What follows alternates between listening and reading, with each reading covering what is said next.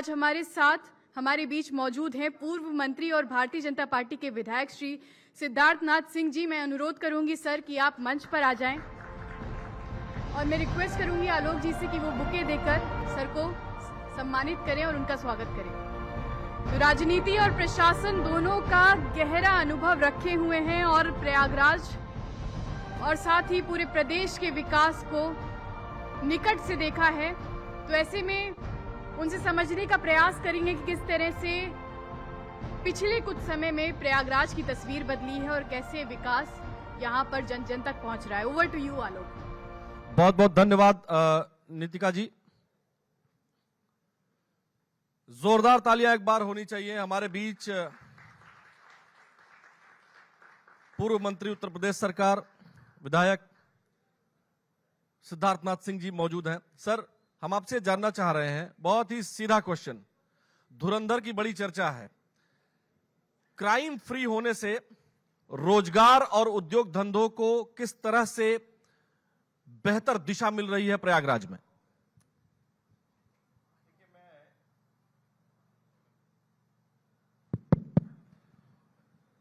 अभी एक कार्यक्रम से आ रहा हूं और वो कार्यक्रम कुछ विकास के ऊपर ही था। 11 साल मोदी जी के और 9 साल योगी जी के, और जहां पे ये कार्यक्रम था वो मेरी विधानसभा और जिसके अंदर था वो भी इसी प्रकार से एक होटल है जो कि ट्रांसपोर्ट नगर में है।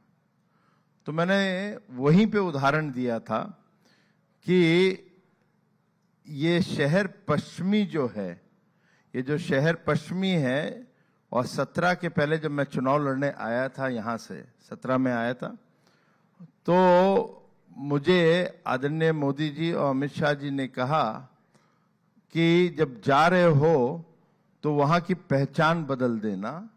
अब आगे से ये शहर पश्चिमी मोदी जी के विकास मॉडल के नाम से जाएगा। और मेरा पहला वक्त था यहाँ पर आकर प्रयागराज में कि मैं एक्सपेरिमेंटल बॉय हूं मोदी जी का। आज वैसे होटल खुल रहे हैं, कहीं धुरंधर आप बोल रहे हैं तो उसमें मैंने देखी तो नहीं अभी, मगर अतीक अहमद जो यहाँ से माफिया डॉन, उसकी चर्चा बहुत है वहां पर। तो वो जब यहाँ से गया तो एक कानून व्यवस्था बदली है। जब कानून व्यवस्था बदली है तो इस क्षेत्र का ही नहीं, कमिश्नरी का पूरा विकास हो रहा है। और इसका उदाहरण ये है कि 2016-17 में प्रयागराज का कहीं हम लोग डिस्ट्रिक्ट वाइज भी जिला जीडीपी निकालते हैं, तो 45,000 करोड़ सा जीडीपी प्रयागराज का, कमिश्नरी के इंडिविजुअल प्रयागराज की बात कर रहा हूं, आज वो बढ़कर 74,000 करोड़ हो गया है। जोरदार तालियां बजनी चाहिए इसके लिए जी। इसी प्रकार से कहीं कमिश्नरी में बात करो तो बगल का है हमारे, तो कौशाम्बी लगा हुआ है। कौशाम्बी 6,600 करोड़ होता था, आज 2023-24 के अंदर वो 14,500 करोड़ हुआ है। तो आप देखेंगे हर जगह मोर देन डबल जा रहा है। तो ये एक विकास की धारा है। कानून व्यवस्था बहुत बड़ा इंपॉर्टेंट फैक्टर होता है। कहीं आपको विकास करना है, कहीं लोगों को स्वतंत्र और भयभीत नहीं हो, मतलब भयभीत रहेंगे तो कौन अपने घर की दुकानें चलाना चाहता है। आप प्रयागराज की बात करते हैं, वहां पे फिक्स्ड होता था कि आपको घर बनाना है तो इसी से आप गिट्टी लोगे, इसी से आप लोहा लोगे, इसी से सीमेंट लोगे। इतना जो है वो माफिया डॉन को जाना है और किसी से आप ले नहीं सकते थे। तो इस प्रकार की जो सिंडिकेट एक सिस्टम था वो ध्वस्त हुआ है यहाँ पर, और उससे ध्वस्त होने से लोगों में एक हिम्मत आई है। लोग आगे बढ़ रहे हैं विकास की धारा में। लोग आगे बढ़ रहे हैं विकास की धारा में, सिंडिकेट खत्म हुआ है। हम आपसे जानना चाहते हैं कि ये जो प्रयागराज मंडल है, क्योंकि यूपी कमिश्नरीज कनेक्ट में हम प्रयागराज मंडल की आज चर्चा कर रहे हैं। महाकुंभ पिछले वर्ष हुआ, आपको क्या लगता है कि धार्मिक पर्यटन जो हमारा रिलीजियस टूरिज्म है वो कितना इंपैक्ट डाल रहा है हमारी इकोनॉमी में, और खासकर प्रयागराज मंडल की इकोनॉमी की अगर हम बात करते हैं? देखिए, इट्स फिनोमिनल एक डेवलपमेंट मॉडल है। कहीं हम अपनी संस्कृति और अर्थशास्त्र को दोनों को जोड़ेंगे। ये हमारा कुंभ जो है वो हमारी आस्था का एक विषय है, और जब कुंभ से जुड़ता है तो उस आस्था को हम उस व्यापक रूप में ले जाना चाहते थे कि विश्व भर में उसकी चर्चा हो। जो सनातन धर्म है, आज 66 करोड़ लोग जब श्रद्धालु आते हैं और विश्व भर से आते हैं, तो एक सनातन धर्म की एक चर्चा हुई है, उसको ताकत मिली है, उसके गुणों के बारे में लोगों को पता चला है। लेकिन जब अर्थव्यवस्था में मैं इसको ट्रांसलेट करता हूं, तो आप 2017-18 में जब प्रति व्यक्ति आय देखते हूं, तो प्रयागराज की उस समय 45,000 लगभग 45,000 रुपया थी। आज जब ये कुंभ हो जाता है 2025-26 में जाता हूं, तो वो 1,07,000 हो जाता है प्रति व्यक्ति आय प्रति साल। तो आप देखिए ये जो जंप है, 45,000 कहां था जो प्रति वर्ष था, और आज 1,07,000 है। वो अपने आप में इंगित करता है कि किस प्रकार से अर्थव्यवस्था या प्रति व्यक्ति के ऊपर प्रयागराज में उसका लाभ मिला है। तो ये एक कुंभ के कारण हुआ है, ना ही किसी और कारण हुआ है। सिद्धार्थ जी, हम आपसे जानना चाहेंगे कि इसी से एक सप्लीमेंट्री क्वेश्चन निकल रहा है कि कुंभ और माघ मेला, ये 12 वर्ष में कुंभ आएगा, 6 वर्ष में अर्धकुंभ, और प्रतिवर्ष हमारा माघ मेला। उसकी तैयारियां लगभग 2-3 महीने पहले से शुरू हो जाती हैं, हर साल माघ मेला जब शुरू होता है। हम आपसे जानना चाह रहे हैं कि माघ मेला और कुंभ के अतिरिक्त जो रिलीजियस टूरिज्म के हमारे प्लेसेस हैं प्रयागराज में, उनको बेहतर करने के लिए, चाहे श्रृंगेरपुर हो या फिर जो प्रयागराज कैंपस में एक माता का मंदिर है, शक्तिपीठ, वहां, या जो और भी मंदिर हैं, नागवासुकी मंदिर हो या झूसी क्षेत्र में हम जाएं, तो इन मंदिरों को किस तरह से, क्या कोई प्लान इस तरह का है, या ये कितना इंपैक्ट कर रहे हैं इकोनॉमी में? नहीं, देखिए, कुंभ के अंदर या माघ मेला या अर्थ कुंभ में तो श्रद्धालुओं की भीड़ लगती है। अभी भी इस दफे माघ मेला जो हुआ था, ये अपने आप में एक श्रद्धालुओं की दृष्टि से जैसे लग रहा था अर्थ कुंभ हो रहा है। लेकिन जो आपने अभी नाम लिए तीर्थ स्थलों का, श्रृंगेरपुर, चाहे नागपंचमी देख लें, मंदिर देखें हम, या हम हनुमान जी, लेटे हुए हनुमान जी का मंदिर देखें, इन सब जगहों का एक हम लोग ने प्लान करते हुए उसको विकसित करा है, उसको एक कॉरिडोर के रूप में लिया है। और वहां पर सरकार ने श्रद्धालुओं की दृष्टि से, हम अंदर तो छेड़ नहीं सकते, मंदिर के अंदर तो हम जा नहीं सकते, छेड़ नहीं सकते, मगर उसके बाहर हम विकास कर सकते हैं। तो आप जहां जहां जाएंगे वहां पे है। और उसके कारण लोग, एक चीज कॉमन है, स्वाभाविक है, इसको जरा देखिएगा आप कभी, एक दुकान है मगर वो चीर है, गिरी हुई है, गंदगी है, ये है, मगर वही दुकान कहीं व्यवस्थित हो जाए और सुंदर बन जाए, तो वहां पे दुकान वाला ही नहीं, मगर जो वहां पे जाना चाहता है वो भी अच्छी तरह जाएगा। तो ये नेचर है, ह्यूमन नेचर है कि आपका वहां पर जब श्रद्धालु जाता है, श्रद्धा के भाव से जाता है, उसको साफ सुथरा मिलेगा और व्यवस्थित मिलेगा। और उसके साथ साथ थोड़ी बहुत शॉपिंग जो होती है, वो कुछ तो आपकी धार्मिक होती है, फूल है, सब है, आपको लेना होता है, प्रसाद होता है, मगर उसके अलावा भी बहुत चीजें होती हैं, वो भी वहां पे उपलब्ध हो जाए तो उसको जाने का आनंद आता है, क्योंकि बच्चे होते हैं, सब लोग होते हैं। तो उस तरह से हम लोग ने प्लान करते हुए इन चीजों का डेवलपमेंट करा जा रहा है। और हम लोग की पॉलिसी है, हर विधायक को प्रति साल, याद से नहीं, बहुत सालों से, मैं क्या 6-7 साल आ गए, कि प्रति साल एक तीर्थ स्थल को डेवलप करवाने के लिए हम लोग वहां पे मैक्सिमम 1 करोड़ रुपए तक ही देते हैं। तो उसके कारण छोटे छोटे भी तीर्थ स्थल डेवलप हो रहे हैं हर विधानसभा में। तो ये एक अच्छी चीज है, इससे हम लोग अपनी संस्कृति का भी स्वस्थ रख रहे हैं, साथ में उसका विकास भी हो रहा है, वहां पे श्रद्धालु आ रहे हैं, एक अर्थव्यवस्था भी बढ़ रही है। आपसे हम ये भी जानना चाह रहे हैं कि ODOP, one district one product, क्योंकि राजनीति की बातें तो तमाम मंचों पर होती हैं, लेकिन जो ओडीओपी की छाप है पूरी दुनिया पर, उत्तर प्रदेश के हर जिले के जो उत्पाद हैं उनका जो इम्पैक्ट पड़ा है, उसी को ध्यान में रखते हुए अब पिछले दिनों मुख्यमंत्री योगी आदित्यनाथ जी ने कहा कि अब वन डिस्ट्रिक्ट वन क्यूजिन भी होना चाहिए। तो आपको क्या लगता है कि ओडीओपी प्रोडक्ट से किस तरह से इकोनॉमी को बूस्टअप मिल रहा है? देखिए, मेरा सौभाग्य था कि ये मेरे पास ही था विभाग भी ओडीओपी का, एमएसएमई मंत्री के रूप में, और मैं उसका इम्पैक्ट बताता हूं कि मुख्यमंत्री जी ने मुझे कहा कि सिद्धार्थ जी, ये 2019 की बात कर रहा हूं, आपको सिद्धार्थनगर जाइए, वहां पे काला नमक चावल होता है। मैं थोड़ा सा कहा कि अब चावल को क्या डेवलप करेंगे, कैसे करेंगे, मैं वो उनका आग्रह बहुत था। तो मैं और मेरे प्रमुख सचिव जी हम दोनों गए वहां पे। जब देखा तो उसके बारे में एक हिस्ट्री आई कि गौतम बुद्ध जी जब वहां से जा रहे थे सिद्धार्थनगर से, तो लोग रो रहे थे, तो उन्होंने कहा ये चावल रखो, इसके अंदर जब तक की खुशबू है तो ये खुशबू जो है आपको याद दिलाएगी कि मैं अभी आपके पास हूं।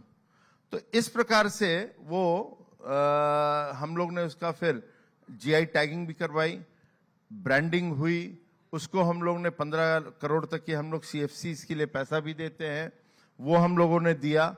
जब ये सब चीजें करने लगे तो 2018-19 के अंदर, ये न्यूयॉर्क टाइम्स का आर्टिकल बता रहा हूं मैं आपको, उसमें छपा था कि जो काला नमक का उत्पाद है, प्रोडक्शन है या कल्टीवेशन है, वो लगभग 4 से 5 हजार हेक्टर्स में था। 2022 के अंदर वही कल्टीवेशन 22,000 हेक्टर में गया है। तो आप सोचिए तालियां बजनी चाहिए इसके क्या लिए। डेवलपमेंट है। तो ओडीओपी का बड़ा इंपैक्ट रहा है साहब। एक्सपोर्ट्स जो हम लोग के थे, वही मेरे पास विभाग था। एक्सपोर्ट्स जब थे वो हम लोग के पास 84,000 करोड़ का था जब 2016-17 में हमारी सरकार आई थी। आज वो एक्सपोर्ट जाकर वो लगभग 2 लाख करोड़ का हो गया है। उसमें 80% प्रोडक्ट जो है वो ओडीओपी के हैं। अब तो प्रधानमंत्री भी कहीं जाते हैं तो वो कोई और प्रोडक्ट को देते नहीं गिफ्ट के फॉर्म में, वो खाली ओडीओपी देते हैं उत्तर प्रदेश का। तो ये अपने आप में बहुत बड़ी पहचान है। यानी उत्तर प्रदेश अब भारत का ग्रोथ इंजन बनने के साथ साथ भारत में ओडीओपी प्रोडक्ट के जरिए एक नई पहचान, भारत की पहचान दुनिया में दे रहा है। ये आपकी बात सच है, क्योंकि जो ये इंडस्ट्री है, कुटुंब इंडस्ट्री जो है, उसको कहीं बढ़ावा देना ये आवश्यक भी है, क्योंकि इससे लोगों को नौकरी मिलती है, परंपरागत जो उद्योग होते हैं उसमें भी मिलती है। साथ साथ ये आर्ट एंड कल्चर है जो एक भारत की संस्कृति है, और जो एक टाइम पे आप जब देखते थे पर्शियन कंट्रीज में, बड़ी बड़ी कंट्रीज में, इंडिया का जो एक्सपोर्ट होता था यही सब होता था और हम लोग लेकर आते। आज वही चीज फिर से एक्सपोर्ट शुरू हो गया है, तो अपने आप में भारत का इकोनॉमी कहीं और भी जाएगी। आप जो है ओडीओपी में आपने खाने वाली ही बात कर दी। हमने जो है सोचा कि आप बताएंगे कि प्रयागराज में क्या व्यंजन होना चाहिए। अभी तो खैर अलग अलग जगहों पर डिसाइड हो रहा है। वन डिस्ट्रिक्ट वन क्यूजीन में क्या चाहते हैं आप? थोड़ा सा मैं इसको लाइटर नोट के क्वेश्चन पे देखूंगा। नहीं, देखिए, इसके अंदर हर डिस्ट्रिक्ट के अंदर कुछ ना कुछ अच्छी कुजीन है और उसको हम लोग बढ़ावा देंगे। वहाँ के बारे में पहले से पता करना पड़ता है कि कौन सी कुजीन ले सकते हैं। अब प्रयागराज में अपने आप में कहीं मैं बात करूं तो हम लोगों की कचौड़ी से लेके, जलेबी से लेके समोसा बहुत पॉपुलर है। तो ये मुझे उम्मीद है कि इनमें से एक प्रोडक्ट जरूर लिया गया होगा, तो वो उसको और डेवलप करेंगे। उसको फिर हम सपोर्ट करते हैं। जो ये लोग बनाने वाले होते हैं उनके लिए फिर हम उसको बेटर टेक्नोलॉजी लाके क्वालिटी कंट्रोल, उसके अंदर हम लोग किस प्रकार से और पैकेजिंग कर सकते हैं, उसकी ब्रांडिंग के साथ हम कैसे मार्केटिंग कर सकते हैं, वो एक आवश्यकता होती है। तो इन सब चीजों को हर डिस्ट्रिक्ट में जाके हम लोग करते हैं। और प्रयागराज का सुबह का नाश्ता कहीं आपने नहीं किया तो कल सुबह मेरे पास आ जाएगा, तो जलेबी और दही आपको मैं खिलाऊंगा। बिल्कुल, हमारी कोशिश रहेगी कि हम, लेकिन रात में बनारस पहुंच जाएंगे तो वहां तो भी वहां भी है, वहां भी है। वहां की आप विश्वनाथ जी की गलियों में घूमेंगे तो आपको वहां पे बढ़िया सी जो कचौड़ी मिलती है और जो सब्जी मिलती है उसका आनंद आप लीजिएगा, फिर आपको कहीं और जाना ही नहीं पड़ेगा। बिल्कुल। तो वन डिस्ट्रिक्ट वन प्रोडक्ट और वन डिस्ट्रिक्ट वन क्यूजीन, ये दोनों बड़े महत्वपूर्ण हैं और इससे हमारी इकोनॉमी को, हमारा जो लोकल व्यंजन है उसको बड़ा महत्व मिलेगा और उसकी एक अलग पहचान और एक अलग तरीके का रोजगार भी मिलेगा। हम आपसे जानना चाह रहे हैं कि विधानसभा क्षेत्रों में जब बात होती है, सड़कों की बहुत चर्चा होती है। कई बार विधायक केवल चुनाव इसलिए हार जाता है कि वहां सड़क खराब हो गई। हम आपसे जानना चाह रहे हैं कि सड़कों की क्या स्थिति आप देखते हैं और खासकर इस पूरे प्रयागराज मंडल में किस तरह की स्थिति पहले और अब में कंपेयर करें तो क्या देख पा रहे हैं आप? इन 9 वर्षों में क्या नव निर्माण हुआ है? देखिए, मैं विधायक के रूप में बोलूं तो अब पता नहीं आपको कितना परिचय है मेरी विधानसभा से। तो आप जहां बैठे हैं और आखिरी जो कोना होता था विधानसभा का मेरा, जो कौशाम्बी से लगता है, यहां से जाने में आपको 1 से सवा घंटा लगता था। अभी मैं एक कोने से आ ही रहा हूं आपके पास, मेरे को 22 मिनट में मैं आपके पास आ गया। तो सड़कें अच्छी नहीं होती तो आपके पास समय पे नहीं आ पाता। तो सड़कों का सुधार बहुत हुआ है हम लोगों की। मैं कहूंगा पिछले 9 साल के अंदर मेरे विधानसभा के अंदर कहीं लोग बसे हैं तो वो अनऑथराइज्ड एरियाज ही हैं, लेकिन प्लान्ड करके उन लोग आए नहीं है। उन्होंने घर बनाना शुरू करा, उसको आज हम विकसित कर रहे हैं। वहां पे लाइट भी ला रहे हैं, नालियां भी आ रही हैं और साथ साथ वहां पे सड़कें भी बन रही हैं। इसके अंदर जो कॉलोनीज को डेवलप करने का हम लोग की योजना है, जो विस्तारित क्षेत्र है नगर निगम के अंदर जो आने लगा है, उसके अंदर विशेष पैकेजेस दिए जा रहे हैं जिससे डेवलपमेंट हो रहा है। और मुझे लगता है कि सड़कों के विषय में और विशेष रूप से नालियां, वो हम लोगों के निगम के माध्यम, प्रयागराज निगम के माध्यम से, और जो हम लोग का पीडब्ल्यूडी है, उन लोग ने अच्छा काम किया है। कुछ सड़कें हो सकती हैं कि नहीं बनी होंगी तो लोग जरूर शोर मचाते हैं, जिनकी बन जाती है वो कभी नहीं कुछ कहते, मगर जो नहीं बनी होती है वो ज्यादा शोर मचाते हैं। तो मैं आपके माध्यम से इतना ही कहूंगा कि ये भारतीय जनता पार्टी की सरकार है, आपके आज नहीं बनी है, आप विश्वास रखिएगा, कोई और आके नहीं बनाएगा, वो बनाएंगे तो हम बनाएंगे। आज भी 80 से 85% हर जगह की बन चुकी है। बाकी जो 10-15% बचा हुआ है, हम प्रयास करेंगे 27 के पहले कर लेंगे, ना तो थोड़ा और लगेगा तो 6 महीने में और कर देंगे। मगर करेगा कोई तो वो भारतीय जनता पार्टी की ही सरकार करेगी। आपसे हम ये जानना चाह रहे हैं विधायक जी, आप मंत्री भी रहे हैं और बड़ा जो 2017 से 22 का जो दौर था, एक बुलडोजर एक्शन की बात होती है प्रयागराज में, माफियाओं से जमीनों को कब्जा मुक्त कराने की बात होती है, गरीब लोगों को किस तरह से आवास उन पर बनाकर दिए गए उसकी बात अगर न हो तो फिर वो भी, आप पॉलिटिकल व्यक्ति हैं तो आपसे बात करना तो बनता ही है। ये फिर से मैं कहूंगा, ये सौभाग्य मेरे को ही मिला, मेरी विधानसभा को मिला, मुख्यमंत्री जी के माध्यम से। पहला बुलडोजर कहीं चला है पूरे उत्तर प्रदेश में तो अतीक के घर पर मेरे ही विधानसभा में का है, तो वहीं पे चला।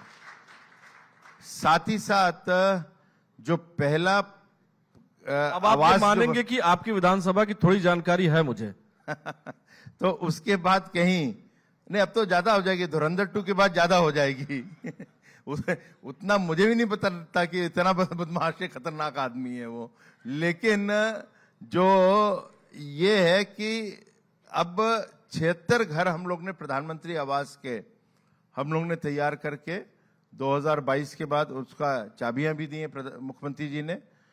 अब मैं इतना ही कह सकता हूं, कहां हो रहा है ये तो नहीं कहूंगा, मगर 200 से 250 और घर बनने का बहुत जल्दी आप सुनेंगे कि शिलान्यास हो रहा है प्रयागराज में, वो भी मेरी विधानसभा का है, वो भी गरीबों को बांटने का है। तो ये निरंतर कार्यक्रम हम लोग के चल रहे हैं, कुछ लखनऊ में भी होने वाला है। और मैंने देखा था कि हमारे महापौर जी भी आ गए हैं, वो भी अतीक और उनके गुर्गों की जमीन को जो खाली करा गया है एयरपोर्ट के पास, वहां पे एक इंटरनेशनल लेवल का क्रिकेट स्टेडियम भी बना रहे हैं। तो इस तरह के भी हम लोग की प्लानिंग चल रही है। एक बार जोरदार तालियां बजाइए, क्योंकि वास्तव में डेवलपमेंट एक प्रोसेस है और उस प्रोसेस के जरिए तमाम गरीबों को आवास मिल रहे हैं। हालांकि बहुत सारी बातें होने पर कुछ लोग फिर से एक्टिव जरूर होंगे, बताएंगे कि कैसे जो है जैसे मूवी को लेकर के चर्चा कर रहे हैं, वैसे हो सकता है कि जमीन एक दर्द देने का अवसर आप लोग फिर से उनको शायद दे दें। गरीबों को जब आवास देंगे तो उनको जरूर दर्द होगा कि माफिया के जमीन पर घर बन गए हैं, तो हो सकता है कुछ देर वो परेशान हों। लेकिन हम आपसे एक और नहीं, मैं समझा कौन परेशान होएगा। मैं पत्रकार हूं, मैं इशारे में ही बात करूंगा कि जो परेशान होने वाले लोग हैं वो ट्विटर पर और तमाम जगहों पर ट्रेंड भी चलाएंगे। देखिए, ये जो सरकार है, मोदी जी जब पहली दफे प्रधानमंत्री बने थे 14 के अंदर, उन्होंने अपना पहला भाषण कहा था, ये हमारी सरकार गरीबों की समर्पित सरकार है। आज गरीबों का लाभ होता रहे, वो खुश रहे, उनको छत मिले और माफिया रोता रहे, ये भारतीय जनता पार्टी हमेशा चाहेगी और निरंतर चाहेगी। सिद्धार्थ जी, आपसे हम ये बात जानना चाह रहे हैं कि यहां स्किल डेवलपमेंट की हम लोग बात कर रहे थे, अभी थोड़ी देर पहले रोजगार की बात कर रहे थे। हम आपसे जानना चाह रहे हैं कि प्रयागराज परिक्षेत्र में रोजगार को अवसर प्रदान करने के लिए किस तरह के प्रयास और क्या प्लान ऑफ एक्शन है गवर्नमेंट रोजगार और गैर सरकारी रोजगार के लिए, किस तरह के प्रयास हैं आप लोग के? देखिए, हम लोगों का दो प्रकार से हो सकता है। एक कॉटेज इंडस्ट्रीज का हो सकता है और एक मध्यम या बड़ी इंडस्ट्रीज का हो सकता है। कॉटेज इंडस्ट्रीज के अंदर हम लोग ने कौशल विकास के माध्यम से बहुत ट्रेनिंग्स करवाई हैं और इसके अंदर कई महिलाओं की बात करेंगे तो उसके अंदर हम लोगों ने सिलाई और कढ़ाई के विषय में उन लोगों को बहुत ट्रेन किया है। अन्य योजना कौशल विकास में मेरी ही विधानसभा में 2 से 2.5 हजार महिलाओं को करा गया है। साथ ही साथ उनको सिंगर की मशीन्स भी दी है। उसी प्रकार से मूज यहाँ का एक ओडीओपी प्रोडक्ट है आपका, हम लोग के नैनी के अंदर वो उसकी इंडस्ट्री कॉटेज इंडस्ट्री समूह के लोग बनाते हैं, वो आज एक्सपोर्ट भी हो रहा है। आप सरप्राइज्ड होंगे कि कोई फ्रेंच, मैं नाम नहीं लूँगा, मैं फ्रेंच इंटरनेशनल ब्रांड है, वो भी आए थे वहाँ से। वो जो हैंडबैग बनता है उसका हैंडल का ऑर्डर दे रहे हैं और अब वो हैंडल भी उस हैंडबैग्स में लगेगा जो 2 लाख 5 लाख का बिकता है। तो इस प्रकार से कॉटेज इंडस्ट्रीज के माध्यम से हो रहा है। अब आता है हम लोग की इंडस्ट्रीज का। नैनी एक हमारा सेंटर रहा है, विशेष कुछ कारणों से पहले वो डेवलप नहीं हो पाया था। अब हम लोग का वहां पर अन्य योजनाओं के तहत वहां पे हम लोग की कुछ सीमेंट फैक्ट्रीज भी आ गई हैं जिसका शिलान्यास हुआ है। कुछ लोगों ने वहां पे स्टील के इंगेट्स की भी फैक्ट्री वहां पे लगाई है। तो इस प्रकार से करते हुए धीमे धीमे उस इंडस्ट्रियल एरिया को, मगर मैं आज भी मानता हूं कि उसको थोड़ा और तेजी आनी चाहिए। उसके लिए थोड़ी कनेक्टिविटी पे हम लोग को विचार करना पड़ेगा और वो हम लोग ध्यान दे रहे हैं। तो जैसे ही वो कनेक्टिविटी इंप्रूव होती है तो मुझे लगता है कि जो योजना है, जो तैयारी है, जिस चीज की हम लोग की बातचीत हुई है इंडस्ट्रीज के अंदर, उससे निवेश आने में कोई दिक्कत नहीं होगी। एक बिल्कुल अंतिम प्रश्न, लेकिन ये बेटियों की सुरक्षा से जुड़ा हुआ है। आपको क्या लगता है कि नव निर्माण के इन 9 वर्षों में जिस तरह से महिला कांस्टेबल्स की भर्ती बड़ी संख्या में हुई है और महिलाओं की सुरक्षा को लेकर के जिस तरह से चीजें हो रही हैं उसको आप कैसे देख रहे हैं? क्योंकि नवरात्रि का महीना है तो मैंने सोचा चलते चलते ये क्वेश्चन पूछ ही लूं। नहीं, देखिए, ये जब 2017 में हम लोग की सरकार आई थी और उस समय से हम लोग की योजना बनी थी, तो आपने देखा होगा हम लोगों के यहाँ एक स्क्वाड भी बना था जिसकी बड़ी चर्चा आप लोगों ने भी करी है। तो रोमियो स्क्वाड बना था, तो उसके तहत भी बहुत कार्य हुआ है, जिससे जो पार्कों में महिलाओं के साथ कोई अभद्र घटनाएं होती थी वो काफ़ी हद तक की रुकी हैं। लोगों के अंदर डर बैठा है। हम लोगों ने हर पुलिस स्टेशंस के अंदर महिला डेस्क भी बनवाया है। कुछ महिला विशेष हम लोगों ने यहाँ पर अपने थाने भी बनाए हैं। नियुक्तियां की आपने बात करी ही है, वो हम लोग की अब आने वाले समय एक बटालियन बढ़ गई है या बन के चुकी है, बनने वाली है। तो ये बड़ी एक चीज़ें हैं। तो महिलाओं की सुरक्षा की दृष्टि से कहीं मैं क्योंकि मैं प्रवक्ता रहा हूं तो कभी कभी आंकड़े याद आ जाते हैं। तो 2016-17 की तुलना में मैं बात करूंगा और 23-24 में का आंकड़ा लगाता हूं, तो जो महिलाओं का जो बलात्कार का इंसिडेंस यूपी के अंदर था वो 48 या 49% गिरा है। अब ये ऐसे तो हो नहीं सकता। तो कुछ ना कुछ सरकार अच्छा कर रही थी, योजनाएं ला रही थी, जिसके कारण ये चीजें सामने आई हैं।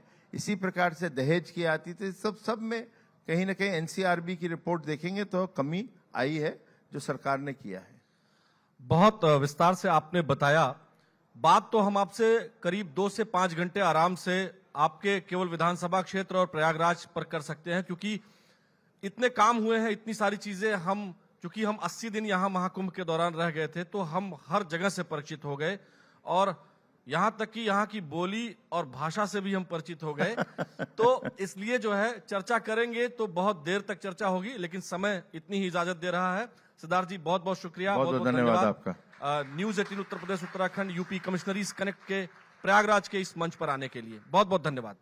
हम अपनी सहयोगी नीतिका दीक्षित जी से निवेदन करेंगे कि हमारे अतिथि को मोमेंटो देकर उन्हें सम्मानित करें।